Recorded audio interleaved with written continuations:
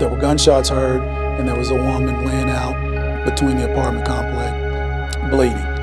He said, "I'm sorry, your daughter is dead." And I just lost it. We're trying to put together the pieces to this puzzle, but nothing makes sense, you know? Nothing about it makes sense.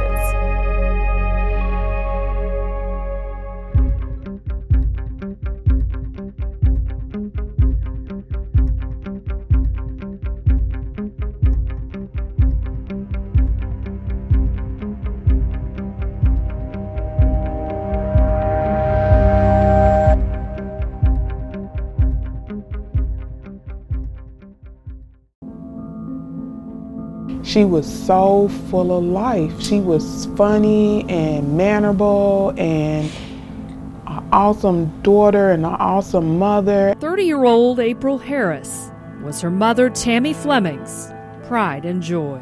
I feel like she was at, you know, the peak of her life. She was becoming a better woman. Her sister Amber Harris remembers a fierce, strong-willed mother. And it's so small, like you wouldn't even know she popped 4 kids out, like so tiny. Yeah, because she didn't weigh a good 100 pounds. And so tiny, but would never let anybody run her over. But on a cold, wintry January morning in 2018, that all came to an end.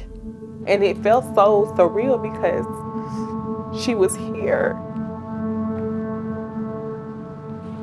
Harris bundled her 4 children for school.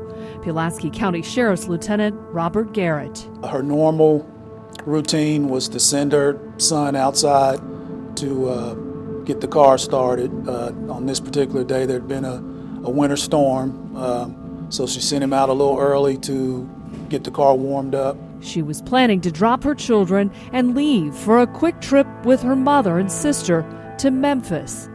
Just before 6:30 a.m., she locked the door to her 3rd-floor Fairfax Crossing apartment and walked down the outside stairs with her 5-year-old daughter bundled in her arms and 2 other children following behind. As she came down the stairs on the 1st level, a masked gunman jumped out of the bushes and proceeded to shoot. And April's daughter was shot first, and they both fell upon impact. And then April was murdered in front of her children, who followed behind her. The story that we got was that he was actually hiding behind some hedges next to the other building on the opposing side of the courtyard. As if he was waiting for her. Yes.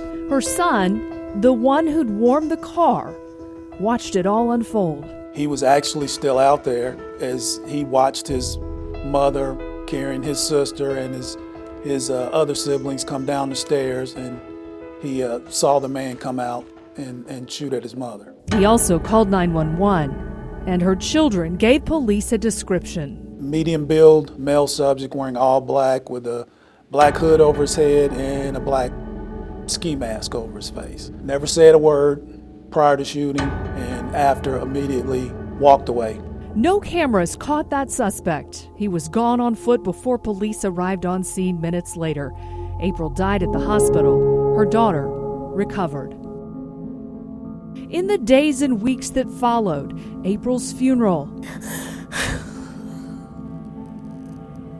It hurts my soul. pain and grief among her family, someone out there knows something. and few leads that made any sense. No arrests, no suspects. A case unsolved. From everything that we've done in this case, we haven't been able to find any indication that she was having any problems with anyone. One thing detectives did uncover is this: a police report filed a month before April's murder. Someone tried to break into her apartment, but no items missing, and no suspect in that case either. There was nothing in her lifestyle or background that would lead us to say, okay, we can understand why this is happening, which is what makes it so hard. Do you believe she knew this person? I would have to say that she did. Otherwise, why would you wear a mask at 6:30 in the morning when it's dark outside? Now, you might say, well, it was wintertime and it was cold, but I believe that she did know him. What further makes me believe that is the fact that they didn't say anything. Maybe she survives and she recognizes the voice, or the children recognize the voice as somebody that they've been around before. April's family said after the attempted break-in, she asked to break her lease so she could move. But a masked gunman forever took away that opportunity. We're thinking that this is not normal. Her killer will be apprehended, and then you go on 60 days, and we're on Facebook and we're saying it's been 60 days, and then it's been 90 days. Oh, it's April's birthday. Her killer is still at large, and then it's been a year, and it's like, that doesn't get easier. Do you have a suspect or a person of interest?